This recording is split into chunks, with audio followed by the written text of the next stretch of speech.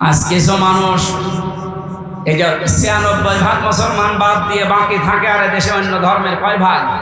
৪ ভাগ। বলেন বলেন, এই ৪ ভাগ মানুষকে নিজেদের পক্ষে রাখার জন্য আন্তর্জাতিকভাবে বিভিন্ন মহলকে এটা দেখানোর জন্য ঈমান পর্যন্ত অনেকে বিক্রি করে দিচ্ছে। আমি নিচে নামলাম না, আপনি বসার যদি বুঝে নিন। এখানে যে কথাটা আমি ইঙ্গিত দিতে চাচ্ছি, মুহাম্মদ রাসূলুল্লাহ বাদ দিয়ে অন্য কাউকে যে মানুষগুলো আদর্শ মেনে আছেন, আপনি ভুল পথে আছেন। কিয়ামতে আপনি যে ধরা খাবেন আপনি নিজে স্বীকার করবেন। সুতরাং এখনই আপনি ফিরে আসবেন।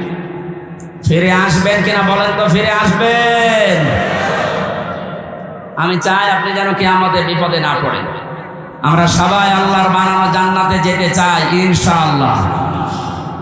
আমরা কোরআনে কারিমের একটা মাত্র আয়াত পড়েছি, সূরা তাওবা ১১৯ নম্বর আয়াত। এর ভেতরে যে কথাগুলো আছে এই কথাগুলো আমি তাফসীর আকারে বলার চেষ্টা চালাবো। আমা তাওফীকি ইল্লা বিল্লাহ। জেলা আমির সাহেব হাদিস পড়েছিলেন, পড়াটা উনি সময় বানিয়ে যদি ব্যাখ্যা করতে পারেন, এটা বাস্তবের সাথে আমাদের আজ মিলানো লাগবে। আন আবি হুরায়রা রাদিয়াল্লাহু তাআলা আনহু قال قال النبي সাল্লাল্লাহু আলাইহি ওয়াসাল্লাম, বিশ্বনবী বলেন, হযরত আবু হুরায়রা থেকে এটা বর্ণিত, মান কোরআন কোরআনা, যে ব্যক্তি আল্লাহর কোরআন পড়ে, ফাস্তাযহারাহু, এবং কোরআনকে যারা ইজহার করার চেষ্টা করে। ইজহার মানে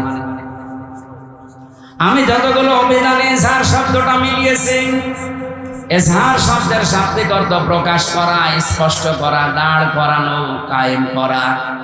আধুনিক ভাবে এখন যারা হাদিস ব্যাখ্যা করছে, যারা লিখছে, ইজহার মানে বিজয় করা।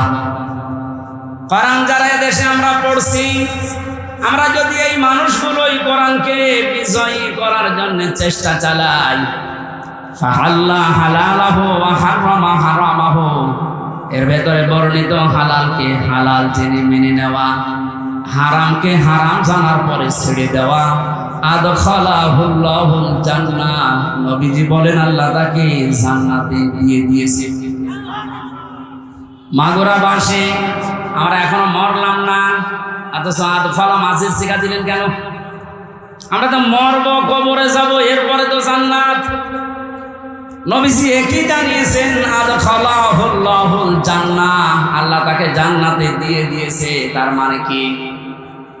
মুহাদ্দিসিন ইকরাম ব্যাখ্যা করতে গিয়ে হাদিসে লিখেছেন, সত্যি যদি কেউ কোরআন 4টা শর্ত মেনে পড়তে পারে, শুদ্ধ করে পড়ে, ওটা বোঝে, নিজে ওর উপরে আমল করে, আর ওটা মানুষের কাছে পৌঁছিয়ে দেওয়ার নিয়তে চেষ্টা করে, তাহলে কোরআন পড়ার অর্থ পেলাম কয়টা?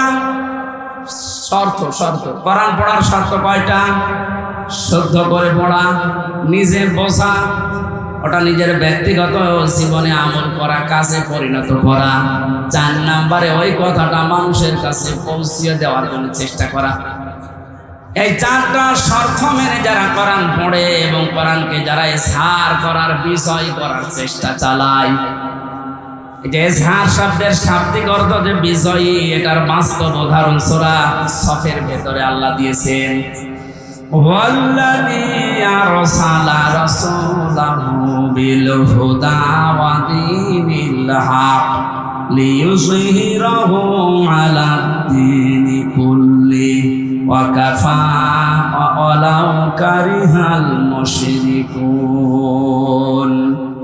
আল্লাহ বলেন, তিনি সে আল্লাহ যিনি তার রাসূলকে সত্য দিন দিয়ে, জীবন বিধান দিয়ে দুনিয়াতে পাঠিয়েছেন। উদ্দেশ্য তার একটাই, লিইয়ুযহিরাহু আলাদ-দীনি কুল্লি, যত রকমের বিধান দুনিয়াতে আছে, মানুষের তৈরি করা নিয়ম নীতি, সবগুলো পেছনে ফেলে দিয়ে আল্লাহর কোরআনকে, ইসলামকে তিনি বিজয়ী করবেন। জোরে বলেন সুবহানাল্লাহ।